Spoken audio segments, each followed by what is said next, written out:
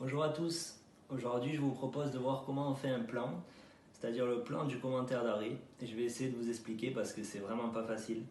L'important dans un plan c'est de ne pas faire de hors-sujet, c'est vraiment ça qui va être difficile. Donc on est tous d'accord pour dire que le plan c'est un grand 1, un A, un B, un grand 2, un A, un B. Donc à partir de là c'est bon, la méthodologie je pense qu'elle est acquise pour tout le monde. Donc aujourd'hui, je voulais vraiment pencher sur le plan en lui-même, c'est-à-dire qu'est-ce qu'on va mettre dedans et surtout les titres. Les titres, ça va être extrêmement important. Donc moi, je pars du principe que je pars tout le temps de la décision des hauts magistrats, c'est-à-dire la décision de la Cour de cassation, parce que ça m'évite tout hors sujet. Vous êtes vraiment en train de commenter la décision des hauts magistrats, vous n'êtes pas en train de commenter la décision de la Cour d'appel, vous n'êtes pas en train de commenter des faits ni une procédure. Donc il va falloir se référer tout le temps à la décision des hauts magistrats.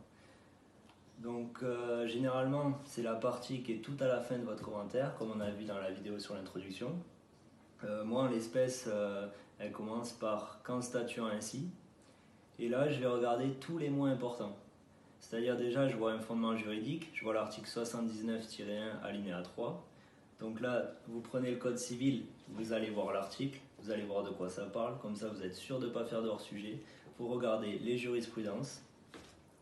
Et ensuite, je continue la phrase. Ne subordonne l'établissement d'un acte d'enfance en vie ni au poids du fœtus, ni à la durée de grossesse. Donc là, tout ça, c'est des mots extrêmement importants. Donc je sais qu'ils vont devoir se retrouver dans mon commentaire d'arrêt et plus précisément dans les titres. Tout ça pour vous dire que rien qu'avec la décision des hauts magistrats, normalement je dois pouvoir faire un plan.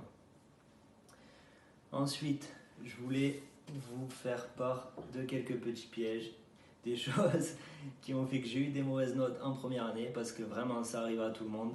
Pensez pas que vous allez sortir du lycée et avoir 18 à tous vos commentaires d'arrêt, à toutes vos dissertations. Si vous avez des 5, des 7, des 8, ça veut rien dire. Vous travaillez vos TD et ça va le faire le jour du partiel.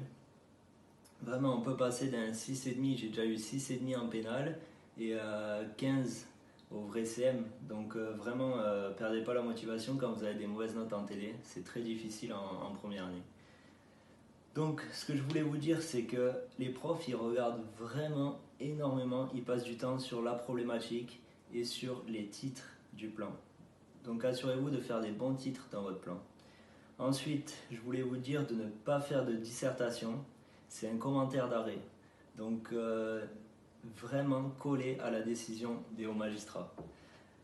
Ensuite, il faut faire attention au attendu que. Généralement, quand il y a attendu que, c'est qu'il va se passer quelque chose d'important.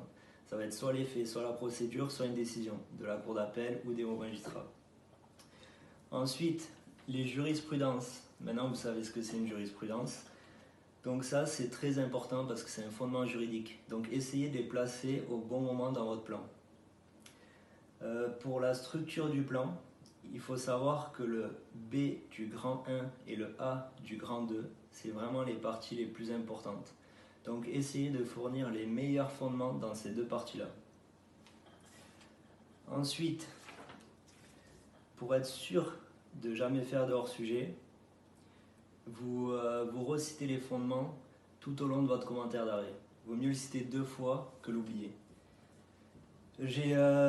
En première année, je vous avoue que j'avais du mal à comprendre la majeure, mineure et conclusion. Et au regard de vos messages, c'est pareil pour vous. Donc il y avait un prof qui m'avait donné une phrase de Socrate qui énonçait que tous les hommes sont mortels. Or Socrate est un homme, donc Socrate est mortel. Et avec cette phrase, j'ai compris la majeure, la mineure et la conclusion. Donc la majeure, c'est tous les hommes sont mortels. La mineure, c'est or Socrate est un homme. Et la conclusion, c'est donc Socrate est mortel. Donc c'est vraiment ça. Votre majeur, ça va être le fondement juridique. La mineure, ça va être adapter votre fondement juridique aux faits. Et ensuite, la conclusion, c'est conclure sur ce que vous venez de dire. Donc voilà ce qui doit se retrouver obligatoirement dans votre plan du commentaire d'arrêt.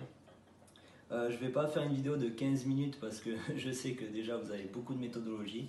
Donc n'hésitez pas à me poser des questions. Merci à tous. Au revoir.